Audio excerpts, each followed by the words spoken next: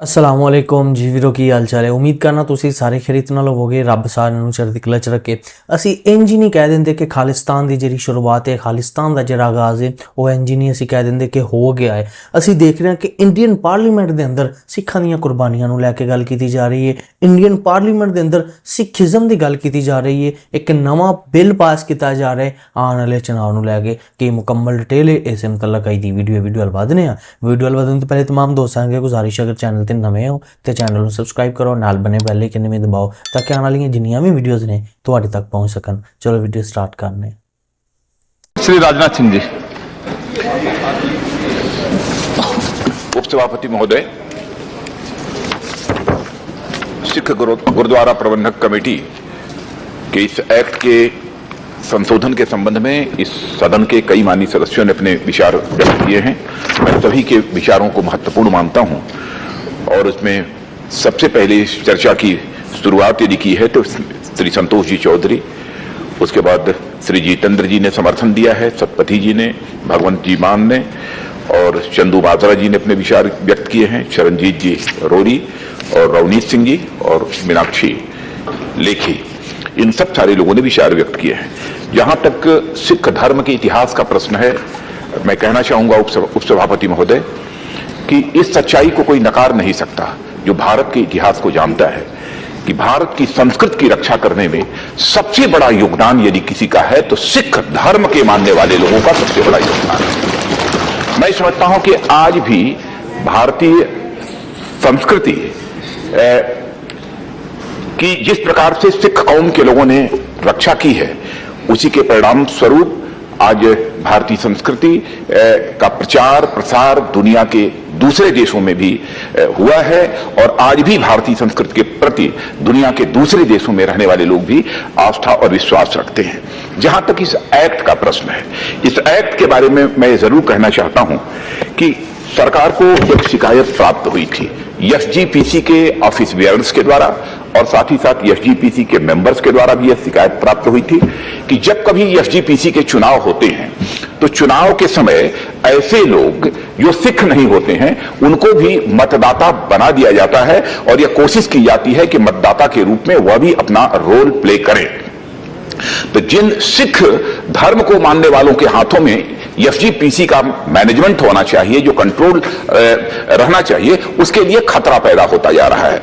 यह एक शिकायत उस समय वहां पर की थी और साथ ही एसजीपीसी की जो जनरल असेंबली है उसने भी एक अपनी बैठक की थी और उसमें एक संकल्प पारित किया था और जिसमें उन्होंने कहा था कि केवल सिखों को ही यानी सहधारियों को उससे अलग करके वो मतदाता का अधिकार केवल सिखों को दिया जाना चाहिए। एक ऐसा प्रस्ताव पारित किया था जिसका समर्थन पंजाब की गवर्नमेंट ने भी उस समय किया था।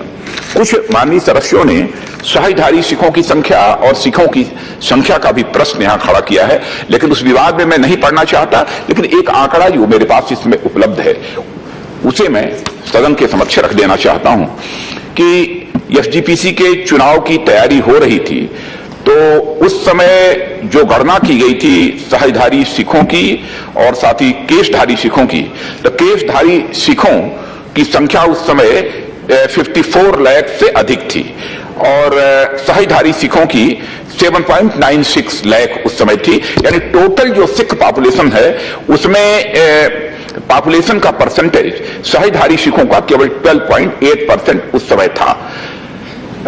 भले ही यह मतदाता सूची उस समय क्यों न बनी हो, लेकिन 2004 में भी और 2011 के चुनाव में भी सहजधारी अपने मतों का प्रयोग नहीं कर पाए थे।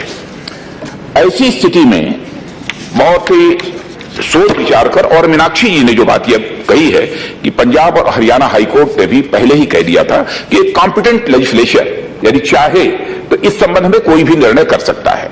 इसीलिए सरकार को इस अमेंडमेंट बिल को लेकर संसद में आना पड़ा है और राज्यसभा ने तो सर्वसम्मत से इसे पारित कर दिया। किसी भी पार्टी ने इस पर चर्चा की भी कोई आवश्यकता नहीं समझी, सबने सर्वसम्मति से पारित किया है और मैं समझता हूं कि यह इस सदन में भी सभी सम्मानित सदस्य इस बिल को सर्वसम्मत पारित करेंगे क्योंकि हर